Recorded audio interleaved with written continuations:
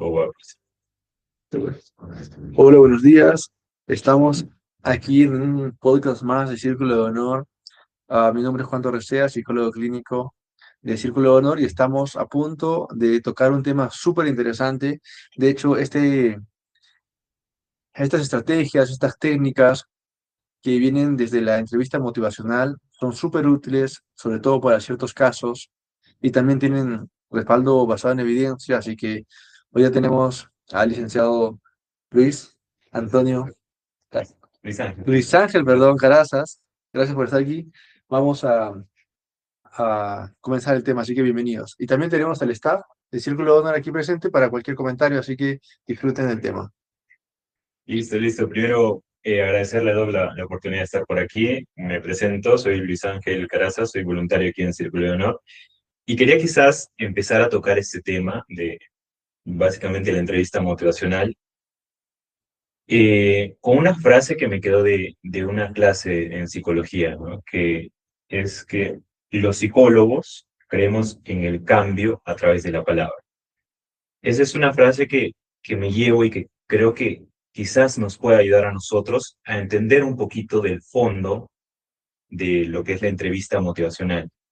Ujú. Es un poco eso, es pasar del pensamiento a la acción y en base a eso generar un compromiso en el cliente en ese caso. Pero bueno, vamos a ir introduciéndonos un poquito en el tema y para eso tenemos que mencionar sí o sí a William Miller. Ok. Básicamente es el creador de esta entrevista motivacional y él lo hizo en 1983. Quizás sea importante mencionar en el contexto en el que él la creó, Sí, por favor. fue para pacientes con adicciones como tal, alcoholismo y entre otro tipo de sustancias. Y en base a eso, como generalmente en los pacientes con adicción, generalmente hay una negación, es decir, van y dicen, no, yo controlo esto, yo sé cuándo me salgo y cuándo no, y había esta resistencia al cambio, y vio Miller de que vio una gran oportunidad en esta entrevista motivacional.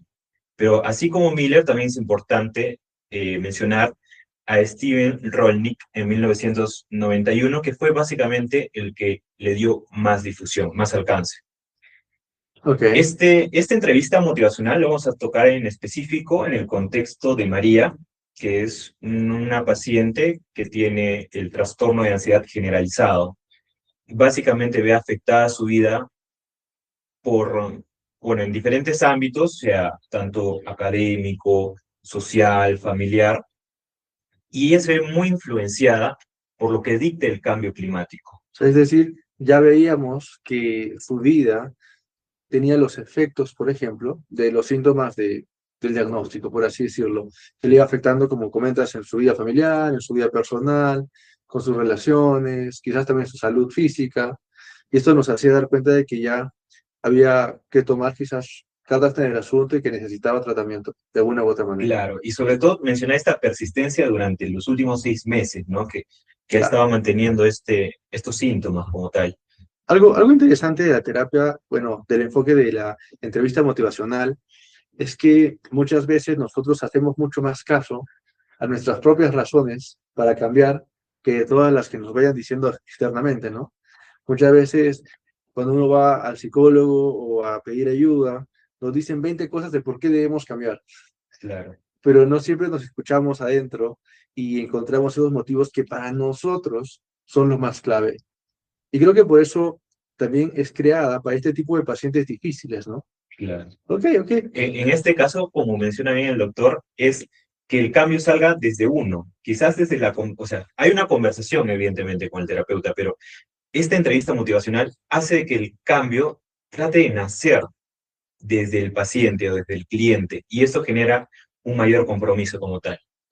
Justamente vamos a ver primero una visión general de qué es la entrevista motivacional en sí, de cuáles son los pasos que nos dicta Miller. Primero tenemos el compromiso. El compromiso, básicamente, el terapeuta tiene que hacer que el cliente se involucre, es decir, se compromete en este proceso y sobre todo encontrar un sentido en el esfuerzo. en el esfuerzo que está haciendo, en este caso, para cambiar.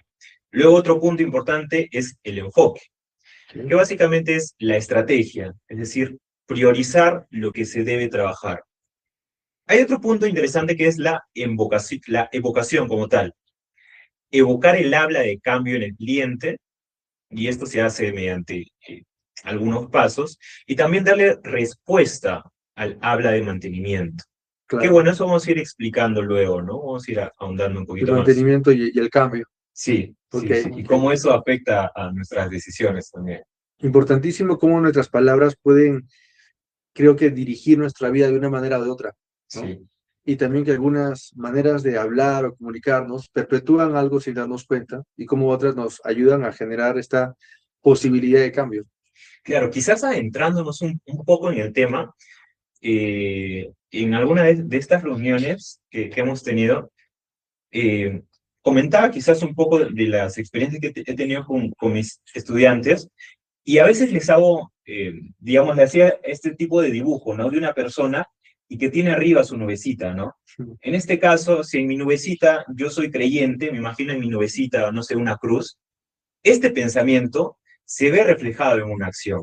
Como yo soy creyente, voy a la iglesia. Es decir, este pensamiento se ve reflejado en una acción. Claro. Entonces, el pensamiento de mantenimiento lo que me dice es, dentro de esta nubecita, es, oye, ¿sabes?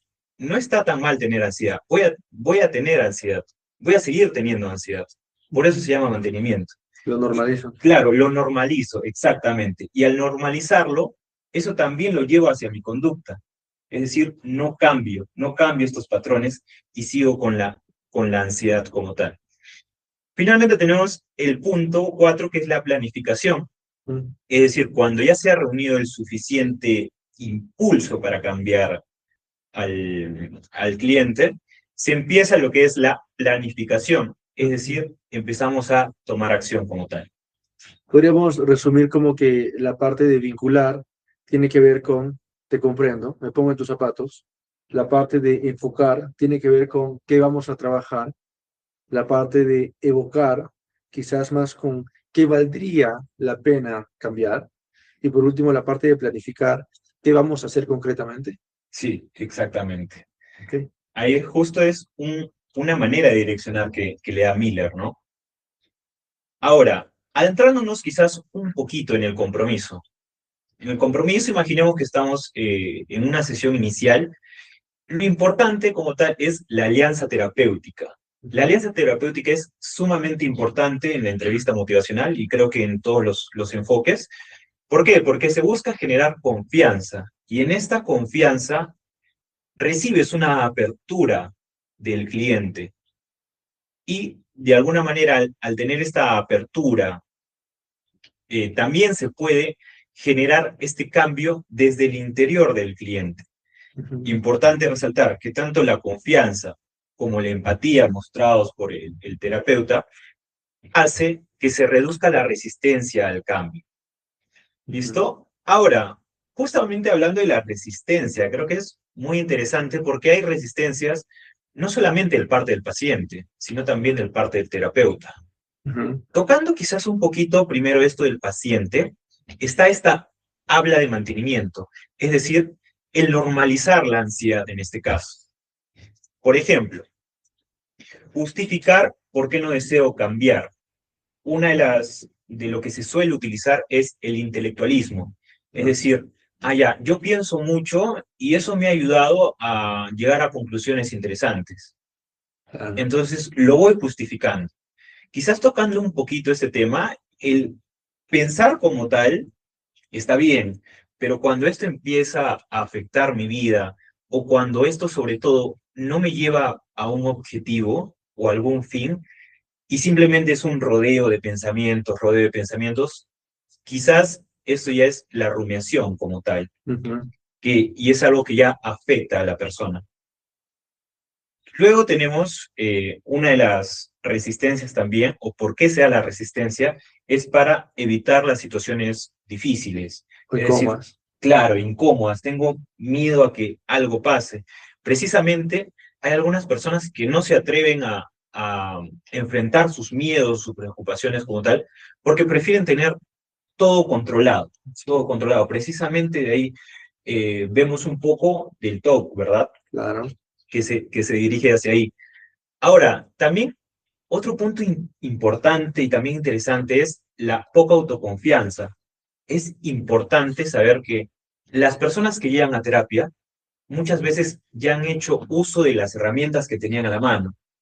Claro. Y al intentarlo, intentarlo, intentarlo y a veces fallar, pues no es tan sencillo el poder tener esa confianza para lanzarte a hacer algo, a vencer estos miedos. De hecho, cuando alguien intenta algo muchas veces y de pronto ve que intenta por allá, al final puede comenzar a pensar que el problema es él y que no tiene solución. Y por eso mucha gente llega a terapia pensando que ya está rota, Claro. ¿no? Y cuando uno comienza en terapia a darle la confianza justamente a sacar del paciente todo lo bueno y la persona se da dando cuenta que tiene aún capacidades y que las puede comenzar a aplicar, este insight de, ok, yo no soy el problema, sino que soy la solución, comienza a tener sentido, ¿no? Y el enfoque también, las ganas y la autoestima y la automotivación también van subiendo, ¿no? Sí, muy importante. Y de hecho, lo curioso es que no solamente esta resistencia viene del paciente o del cliente en este caso, sino también del terapeuta. Pero ¿cómo el terapeuta puede mostrar resistencias? Lo puede hacer de diferentes maneras. Primero, cuando, digamos, nosotros nos creemos expertos, ¿no? Y aparte de creernos expertos, empezamos a etiquetar a los pacientes como tal. Y una vez teniendo ya la etiqueta puesta, pues es como, ¿en qué sentido tiene seguir preguntando, seguir indagando si ya sé lo que tiene? Ujú. Entonces, otro de los momentos o de las herramientas que a veces utilizamos para generar esa resistencia son las preguntas cerradas. Por eso es sumamente importante, al menos al inicio de las sesiones, tener esta apertura. Claro, porque sin darnos cuenta seríamos ya demasiado directivos. Aunque la entrevista motivacional está en el medio de ser muy buenos oyentes, yo le diría aquí oyentes estratégicos, con también manejar esta dirección, pero alejándonos de una imposición, ¿no? Pero sí va muy en el medio, es muy estratégica, de hecho, la manera en la que uno toma la postura al momento de hacer la entrevista motivacional, porque estás ayudando a que la otra persona saque algo de sí, más que tú imponiendo una idea, ¿no? Y aquí eso es absolutamente clave. Claro. Y continuando quizás o tocando un poco el caso de María, de la psicoterapeuta, que tenía este profundo sentimiento, esta profunda preocupación como tal hacia el cambio climático, quizás sea importante analizar el mantenimiento, es decir, qué hacía de que ella siguiera con este pensamiento, ¿no? Por ejemplo, hay algunas frases que es, que esto no me debería afectar, pero me afecta. Ujú. Entonces, ¿qué pasa? Cuando hay este diálogo, sé que debería, pero el cliente como tal no estaría listo para cambiar. Necesita quizás esta motivación, este cambio. Otra Ujú. frase es, por ejemplo, de justificación que habíamos mencionado, es, la ansiedad no me gusta, pero me ayuda a hacer las cosas. Entonces, este pensamiento en esta nubecita afecta a nuestra conducta, Creo afecta a que que se siga manteniendo. no me gusta ser alguien que levanta la voz, Claro, pero no me hacen caso de otra manera. exacto. Y de alguna manera lo normaliza y hace que se siga repitiendo porque es la única manera que en este caso hagan caso. Ahora, hay una resistencia también en María a la aceptación. Como comentábamos, María, al ser psicóloga o psicoterapeuta, ha tenido las herramientas, ha probado de muchas maneras, incluso ha ido a varios terapeutas, pero ninguno la hizo sentir cómoda o hizo sentir sobre todo esto que el cambio venga desde ella. Siempre era, te doy estrategias, pero el cambio no nacía desde ella. Entonces ella agarraba y le echaba la culpa como tal a los terapeutas como tal. No. Y curiosamente, ella al ser terapeuta también se sentía súper mal porque no podía controlar este problema. Y creo que, bueno, tratándonos de adentrar un poquito a este tema, el tener algún trastorno quizás o un problema psicológico, considero que no impide el poder ser terapeuta, siempre y cuando se trabaje en ello, se trabaje en quizás las carencias o las virtudes que tenemos, ¿no? De hecho, algo interesante, ya como eh, nosotros en la práctica, si es que siempre usamos técnicas, pero no entendemos el fondo de las técnicas, no entendemos qué, digamos, qué dice este modelo sobre la persona, no entendemos por qué estos principios en este enfoque son claves, al final vamos a estar andando solamente de cosas superficiales, ¿no? Y tampoco eso como terapeuta nos va a ayudar a tener una filosofía clara de cuál es mi postura terapéutica. Porque eso pasa cuando nos enfocamos solo en técnicas, pero no hablamos quizás de lo del fondo, qué es lo importante, que también está súper importante y es súper necesario saberlo, porque van a haber preguntas a veces existenciales, no lo sé, que no pueda tratar con técnica. Claro, eso es bien curioso, quizás llevándolo a un ejemplo de la vida cotidiana, es como que nos den las herramientas, todo, pero nunca revisamos el carro. El Entonces, plano completo. claro, el plano completo como tal. Sí, sí, sí, sí. Y adentrándonos quizás, bueno, ya, doctor, la paciente tiene esta resistencia. ¿Qué debo hacer?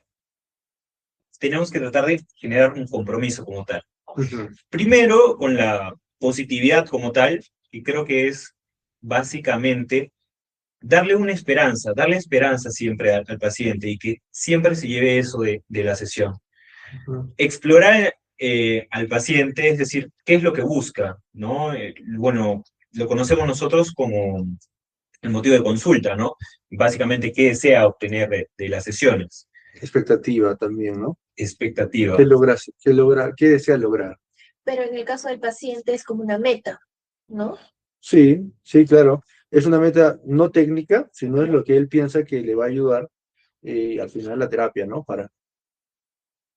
Y también otro punto que nos sirve bastante es el explorar ambivalencias. Es Ujú, decir, ver lo bueno y lo malo de continuar con esta ansiedad. Y también es importante, sobre todo, ir de lo general a lo particular, es decir, ir adentrándonos poco a poco. ujú. Ahora, tocando un segundo punto que habíamos mencionado, el enfoque, que básicamente era la estrategia o priorizar lo que el paciente se debe concentrar. Ahora, creo que hay varios puntos a analizar, pero quizás el primero sea cómo viene el paciente a terapia. Mm. Si viene por recomendación de alguien o si él viene por voluntad propia. Como Miller trabajaba con adictos, con personas con este trastorno como tal, eh, muchas veces eran mandados por familiares. Entonces, ¿eso qué quiere decir? Que la persona que viene tiene alguna idea del motivo de consulta, es decir, voy al psicólogo para tratar mi adicción. Eso es un primer Y punto puede venir a la defensiva claro. y no por- con ganas de descubrir, oye, ¿cómo soy mejor? Sino que, bueno, ¿qué se va a hacer? Tengo que estar aquí. y precisamente nos sirve muchísimo la entrevista motivacional en este caso, porque es algo que lo mueve, es decir, que no me vas a decir que tomar está mal o que es alguien que sobre todo buscar entender a la otra persona. Y de esa manera, bueno, la entrevista motivacional es como este primer paso para una terapia quizás mucho más estructurada, pero generamos la adherencia al paciente, al tratamiento. Si no tenemos un paciente que vea el valor de lo que va a lograr con terapia, pues no se va a enganchar, ¿no? Y al final vamos a tener una persona que intenta buscar soluciones, pero que no llega a concretar algo justamente porque no ve el valor o quizás también que ya le han dicho tantas cosas a su familia, a sus amigos, no sé, sus mentores, que llegó a un punto en el cual dice, ya para qué seguir intentando, ¿no? Y es aquí donde uno dice, este enfoque me va a ayudar para iniciar. Claro, y precisamente adentrándonos, hay varios escenarios de enfoque. El primero es cuando el enfoque es claro, que básicamente el paciente o el cliente sabe lo que quiere, sabe cuál es su problema en este caso. En el caso en específico de María, sabía que necesitaba cambiar esta ansiedad por el cambio climático. Hay otro en el que no solamente hay un problema, sino que hay varios problemas. Eso se llama cuando hay varios enfoques como tal. Entonces, ¿qué es lo que se hace? Viene el paciente y me dice, doctor, me está yendo mal en el trabajo, me está yendo mal con mi familia, pues tampoco, con mi relación también está terrible, doctor. ¿Qué hago?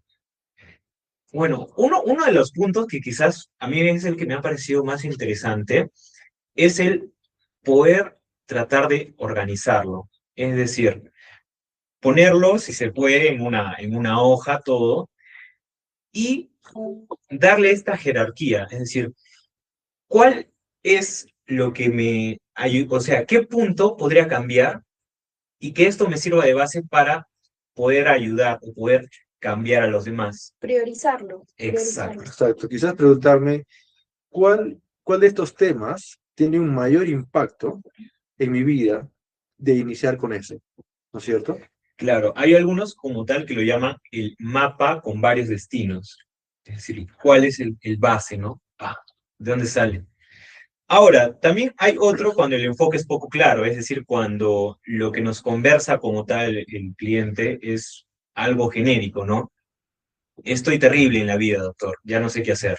Mm. Entonces, lo importante ahí sería un poco ahondar, y para este profundizar como tal, es importante actuar con flexibilidad y entender un poco al paciente. Creo que ahí hay que tener paciencia, ¿no? Sí, A veces sería genial que todos vengan como la psicóloga del caso que asiste a terapia, ¿no? sí, Que sabe qué es lo que necesita, pero la mayoría de gente viene por ahí y termina tratando bien porque solamente ve el síntoma, pero no el origen, ¿no? O muchas personas no saben cuántas ganas tienen de cambiar hasta que se dan cuenta de la vida que pueden tener.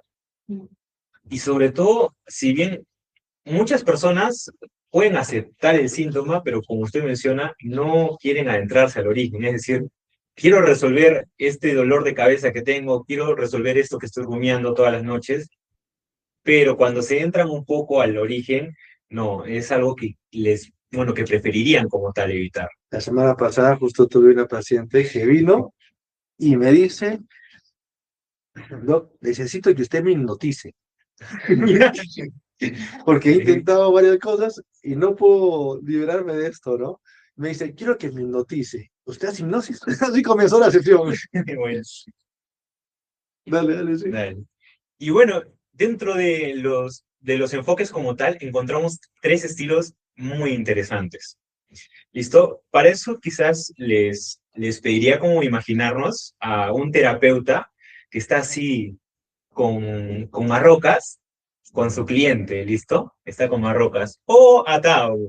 ¿Quién está con las cadenas? ¿El paciente o el Ambos, terapeuta?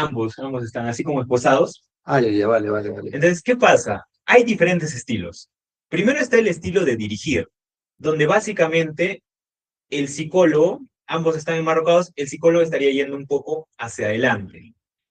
Es decir, el psicólogo, como lo dice la palabra, estaría dirigiendo un poquito de la motivación como tal. Esto sea en el caso de abuso de sustancias, de trabajo con niños también, por esta capacidad de decisión. Luego, estamos en lo opuesto como tal. Es decir, que el paciente que está enmarrocado ahora está yendo por delante del bosque, ¿no? Ujú. Pero ¿qué pasa? Nosotros si bien vamos junto al paciente, pero el paciente es el que nos guía, el paciente es el que dirige el camino. Lo complicado ahí es que el paciente puede seguir evitando cosas, no profundizando, porque al final es él el que dirige. Pero hay uno que es un punto más neutro. Imaginémonos pues en este bosque y el paciente agarra y dice, ¿sabe qué, doctor? Quiero ir por este camino. Entonces nosotros lo acompañamos, pero ¿qué pasa? En el camino a veces hay algunos charcos, a veces hay rocas. Entonces nosotros como terapeutas agarramos y le damos herramientas. Le dice, sí, está bien, tú has elegido este camino, quizás podríamos darnos un poco la vuelta para evitar este charco, o quizás podríamos saltar seguir este camino por estas rocas, ¿no? Que nos pueden ayudar a tener un mejor resultado, a llegar a nuestro destino con bien, más Como tranquilo. ir yendo de equipo, Claro, ir teniendo más visión de la que usualmente tendría. Claro, y este estilo como tal se llama el de guía. Ok, Es decir, una persona toma la decisión, nace del cliente, bien. pero le da este acompañamiento como tal, el terapeuta. Luego tenemos No, no, sí. el punto de evocación, Ya. que es justamente esto que hablábamos del pensamiento, ¿no? El evocar, el habla de cambio. Es decir, esta nubecita ya no sea del normalizo la ansiedad, sino de cambio, quiero cambiar, necesito modificar algo porque siento que me está pesando mucho, ya no es tan divertido pensar todo el día, Mm, no es tan divertido ir a la cama cansado, intentar dormir y no poder hacerlo. E incluso cuando uno se despierta, levantarse con esa misma preocupación, ¿no? Y pensar todo el día. Y que básicamente, como a veces lo hemos escuchado quizás de algunos pacientes, que ven el sueño como un refugio, el sueño como una manera de al fin poder descansar esta máquina del cerebro que está todo el día dándole y dándole y dándole a los pensamientos. claro, claro, como que a veces es pasar de parecer que revisar varias veces mis mensajes es una conducta que me agota, a preguntarme, ¿no? ¿Qué pasaría si dejara de revisar las notificaciones cada 5 minutos? Y comenzar a mirar las cosas de una perspectiva un poquito más de, estoy buscando libertad en vez de vivo encadenado, ¿va? Claro. Y sí, ¿Y cómo llega un terapeuta a este punto de vocación? al punto de vocación. Primero como tal, viendo cuáles son las resistencias. Sí. Y es, a ver, una vez que, bueno, primero es la confianza como tal, entablar este compromiso, Ujú. luego ver si es que hay algún tipo de resistencia. Al ver esta resistencia y el luego pasar a quizás profundizar un poquito de dónde viene esta ansiedad, se genera esta evocación al habla de cambio. Es decir, se va transformando poco a poco este pensamiento y este pensamiento se manifiesta en acciones como tal. Una consulta, Ujú. y en dado caso o en el momento de evocar, ¿consideras que es un poco más dable el de hacerlo diciendo querer, tiempo hablando en tiempo futuro, o poder hablarlo en tiempo presente, ¿no? En ya mencionar o el ya estar generando un cambio sin esperar como proyectando un futuro, sino diciendo que ahorita mismo ya está habiendo un cambio y generando este cambio inconscientemente, ¿no? ¿Cuál sería mejor, el decirlo querer o el ya afirmar que ya está hecho? Uf, esa es una pregunta muy interesante y de hecho, eh, ¿qué pasa? A veces se trabaja tanto con pasado, presente y futuro. En este caso de la ansiedad, que justamente luego lo vamos a tocar, ¿pasado por qué? Porque en algún momento la persona no sintió ansiedad, en algún momento la persona sintió paz. Y también, ¿qué pasa? También se analiza un poco el pasado para ver cuáles fueron los recursos que utilizó en algún momento. Porque en algún momento la persona estuvo tranquila como tal y logró tener objetivos. Justo habíamos visto que esto de la autoconfianza como tal se va apagando cuando tras intento no se consigue. Entonces, el trabajar con el pasado nos ayuda también. El trabajar con el presente también. ¿Por qué? Porque moviliza un poco, pero sobre todo el trabajar con el presente de qué estás sintiendo ahora, ¿no? Estoy sintiendo esta preocupación excesiva, no puedo dormir. Y tú cómo, y también el proyectar hacia el futuro, ¿no? ¿Cómo te verías? Y si continúa esta sensación, ¿cómo te verías? Y si no continuara, si ya no tuvieras esta ansiedad, ¿cómo crees que sería tu vida? Entonces, considero que es importante trabajar quizás tanto con el pasado, presente y futuro, que nos dan cosas muy interesantes cada uno. Y aprender a escucharnos, porque sin darnos cuenta hemos mantenido cierto lenguaje, pero cuando somos conscientes de lo que estamos hablando, somos cada vez más conscientes de lo que estamos pensando. Y la terapia se trata de aprender a pensar en lo que estamos pensando. Entonces, definitivamente que el lenguaje me predispone, ¿no? Sí, El pasado, si lo veo como que, claro, hubo en algún momento que manejé bien la ansiedad y usé estas herramientas, me va a servir un montón.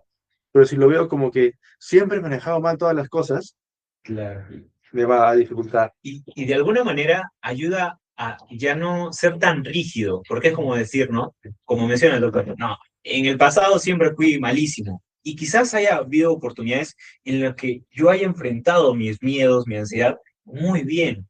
Ujú. Entonces es importante tratar de hablarlo y sobre todo de esta reducción, poder ampliar hasta llegar a la verdad, a lo que realmente pasó. Pero Eso, algo clave también en cuanto a la terapia, bueno, en cuanto a la entrevista motivacional, es que el presente ayuda a que nosotros veamos las discrepancias, ayuda a que nosotros veamos el problema en concreto, porque yo sé que si dejo de tomar, pues mi familia va a estar mejor, pero no estoy dejando de hacerlo y por lo tanto me siento incómodo, pero yo quiero cambiar. El presente me ayuda, ¡pum! Este es el problema concreto.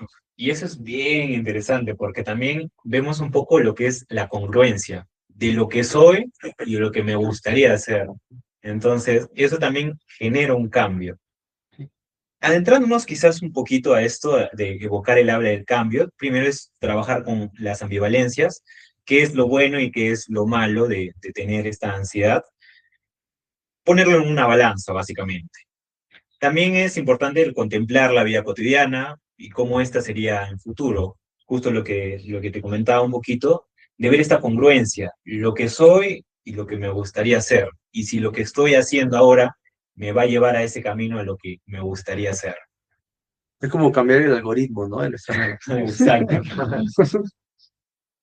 Y el responder como tal el habla de mantenimiento, hay varias maneras de verlo. Es también ver tanto desventajas de continuar con esto de la ansiedad, como las ventajas de este cambio, lo que generaría este cambio. Por ejemplo, alguna de las preguntas, ¿no? Y si en 1 o 2 años no cambias, te mantienes con esta ansiedad, ¿qué crees que pasaría contigo? Esa es una pregunta como tal direccionada hacia el futuro, ¿no? Otra quizás hacia el pasado.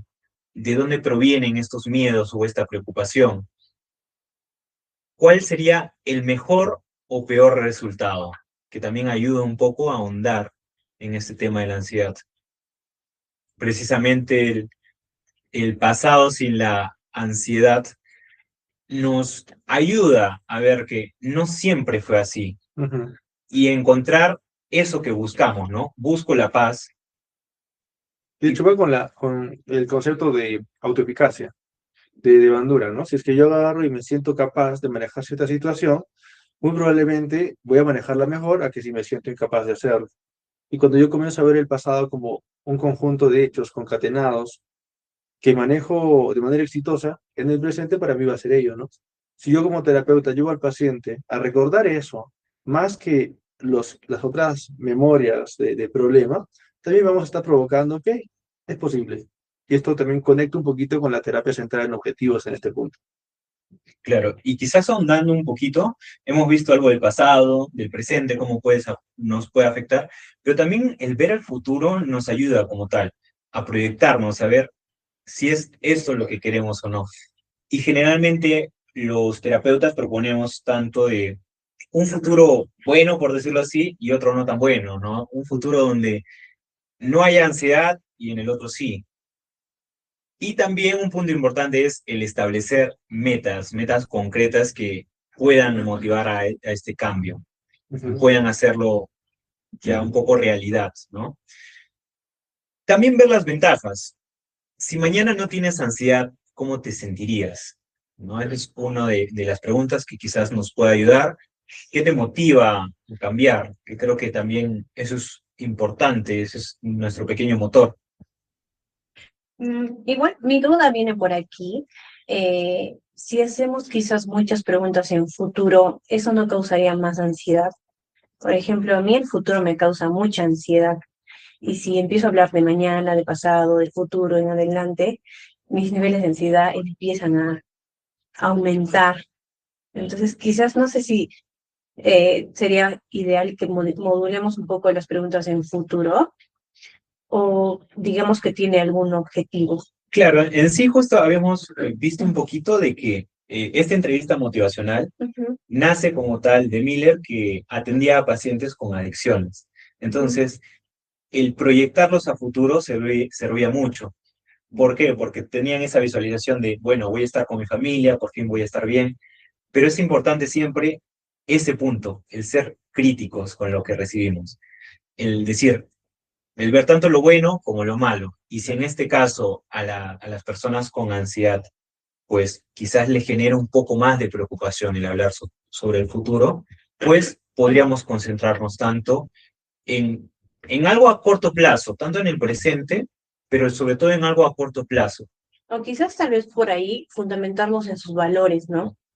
Porque, por Sí. ejemplo, si para mí es muy valioso que salir o compartir tiempo con mi familia, y yo sé que esa paciente tiene esos valores o me ha mencionado que tiene uno de esos valores, eh, las preguntas van a ir más enfocadas, o sea, las respuestas del paciente van a ir enfocadas respecto a sus valores, ¿no?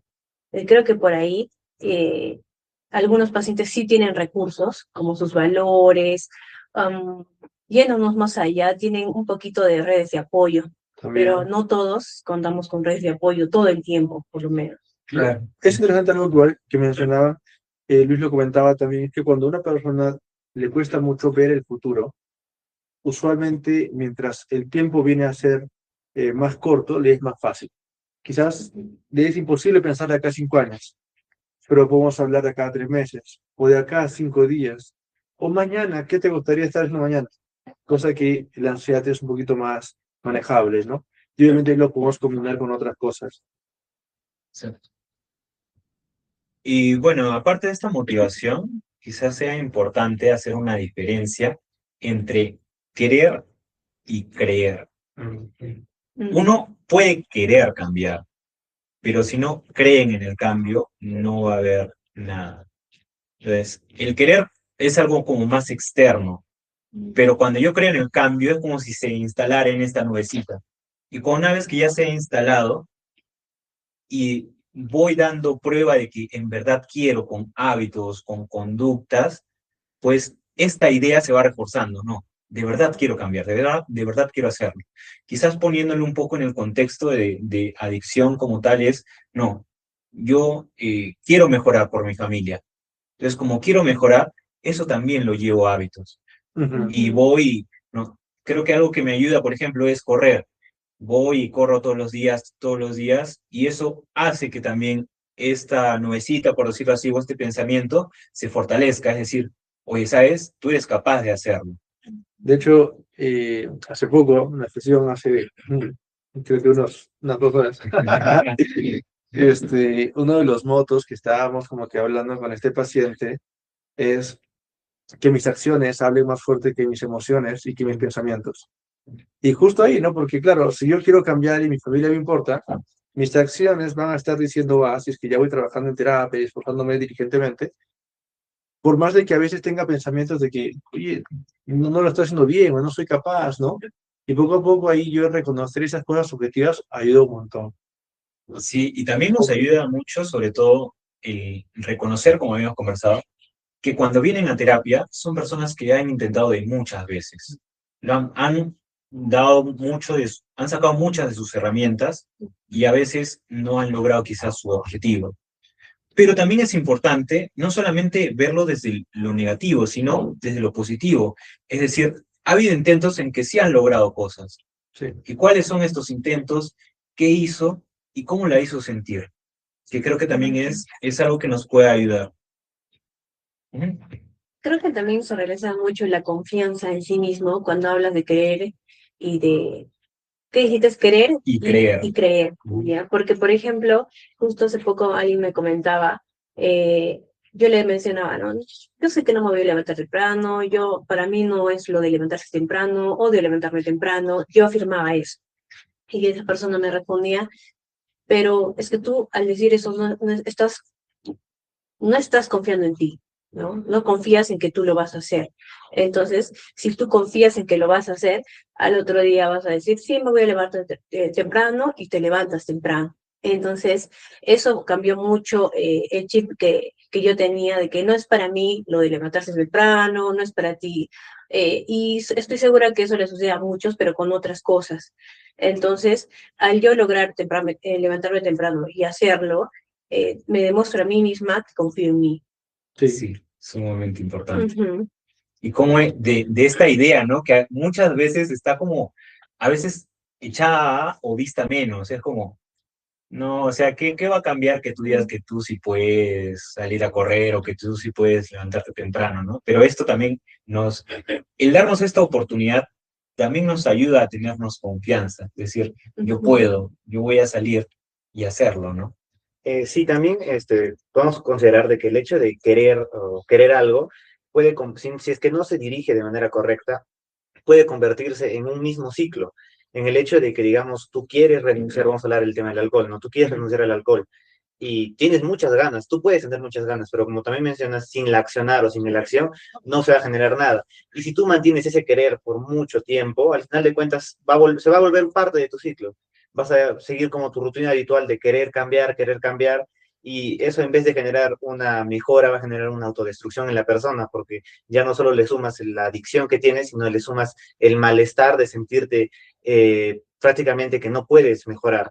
Entonces, creo que en ese punto, hasta cierto punto, el querer tiene que tener un cierto fecha límite, vamos a decirlo, ¿no? Para que, digamos, si es que pasa más adelante de ese querer, ya no se convierta en parte de la adicción, sino que se convierta en un motor de cambio. Entonces hay que saberlo cómo direccionar, y eso parte mucho del terapeuta. Y sobre todo, sí, y sobre todo tomar acción, que creo que es algo que nos ayuda muchísimo, ¿no? Y que pasa de este querer a este creer, de este querer el cambio a creo en el cambio. Creo que lo veo. Esta parte de creer la conectas con Santiago 2:26, justo me acordé de eso. Dice, la fe sin obras es muerta, claro, es vana. Entonces, el realmente tener una fe, creer, es accionar. La fe es movimiento, de hecho. No es tener la ilusión de cambio, es en este momento, en el hoy, decidir cosas, ¿no? Y finalmente tenemos el punto de planificación, cuando se ha reunido como tal este impulso de cambio, este cambio de pensamiento como tal, se empieza ya a tomar acción. Y ahora, hay quizás algunos puntos interesantes que sería muy paja el poder tocarlos. Por ejemplo, ¿habrá alguna conexión entre la entrevista motivacional y la ACT, la terapia de aceptación y compromiso? Sí, ¿Y de qué manera habría esta conexión? yo creo que justo últimamente he estado leyendo mucho de ACT Ujú. y se me venía a la mente cada vez que comentabas un poco de la difusión cognitiva, Ya. que tus preguntas ayudan mucho a romper ese esquema, ¿no? Porque había mucha difusión, o sea, muchos pacientes llegan con fusión cognitiva y hay que trabajar en su difusión. Entonces, las preguntas que hacías me hacían replantearme muchas cosas mientras ibas mencionándolo. Entonces, siento que por ahí se relaciona un poco. Hablando de fusión, por si acaso viene a ser el término de sacar, o sea, verme separado al problema, ¿no es cierto? Cosa que yo puedo trabajar con algo que observo, que le he puesto casi como que nombre, ¿no? Pero difícil si es que lo veo todo mezclado, entreverado. Sí, ¿no? Algo así como que se parece un poco a DBT, pero no. Ya, es como que yo digo, yo soy problemática, pero si quiero defusionar eso, yo diría, estoy teniendo un pensamiento de que soy problemática, ¿no? Pero no digo yo soy, ¿no? Lo planteo de otra forma, ¿no? Entonces, no sé, a ver, ahora sí tenemos la respuesta No, correcta. sí, o sea, sí, está perfecto, sí tiene esta relación y sobre todo este pensamiento llevarlo hacia algo concreto, hacia una conducta, generar un cambio desde adentro de la persona. Y ahora, es bien curioso porque nosotros como psicólogos que hemos visto varias corrientes como tal, ya, pero ¿qué es esta entrevista motivacional? ¿De qué enfoque, no? Tiene de todo, la verdad. Tiene de cognitivo en esto del pensamiento, pero también tiene algo conductual, en esto de llevarlo a la conducta. Pero no solamente eso, sino que también tiene algo humanista, que es ver desde el interior de la persona y que desde ellos parte el cambio. Y sobre todo esto también de la empatía, la aceptación incondicional, un poco que es más humanista como tal. Buscar también la autonomía del paciente, ¿no? Y exactamente, Sí. la autonomía y la Ujú. autenticidad del paciente. Sí, ahí también por eso lo relaciono un poco con DBT, porque DBT crea habilidades para el paciente y justamente esto también se enfoca en la autonomía, ¿no? Que no dependa siempre de alguien que lo ayude, ¿no? Al paciente. Y para finalizar, hay una pregunta que me parece interesante. ¿Hay o consideran que hay una diferencia entre motivar e inspirar? Esa es una muy Sí, buena pregunta. yo creo que, bueno, no sé, A ver, no estoy segura, es una opinión personal, pero creo que la inspiración nace del paciente y la motivación nace del terapeuta, ¿no? ya. Creo, no sé. Bueno, desde mi punto de vista, la motivación involucra cambio y la inspiración no involucra ningún cambio, ningún accionar. ¿Por qué? Porque la inspiración, yo puedo estar inspirado para crear alguna obra de arte, puedo estar inspirado para cocinar, pero si no estoy motivado a cocinar, no lo voy a hacer. Tengo la idea acá, tengo todo el pensamiento claro, pero si no hay acción, no hay. Entonces yo pienso de que es la motivación, no es en partes, ¿no? Primero inspirarte en hacer algo y con la motivación lograr hacerlo. Ok. Es interesante porque, mira, de hecho sí, la motivación moviliza. La inspiración genera todo el contexto para que esa primera movilización sea permanente. Porque si yo no tengo un porqué más profundo que la simple motivación externa, pues ese cambio va a demorar, va a tomar 2 semanas, 3 semanas y luego va a frenarse. Entonces, de hecho, ambas trabajan de la mano. La motivación son motivos externos para yo lograr algo, pero la inspiración justamente es por qué llevarlos a cabo. Si es como que esa llamita para que encienda el verdadero cambio y luego para que se mantenga. Al final, la inspiración es intrínseca, ¿no? Es conectar con el alma humana, conectar con lo profundo para una persona y moverlo en su humanidad, en sus emociones, moverlo en sus valores, y va por ahí. Exacto, sí. De hecho, rescatando un poco de todos los puntos, porque todos han sido muy buenos, sí, es del psicólogo como tal, del terapeuta, nace como tal, esta reunión de motivación, esta entrevista de motivación, y del paciente, del cliente en este caso, es esta inspiración, ¿no? Este motivo interno que nos hace movilizarnos ya hacia una acción.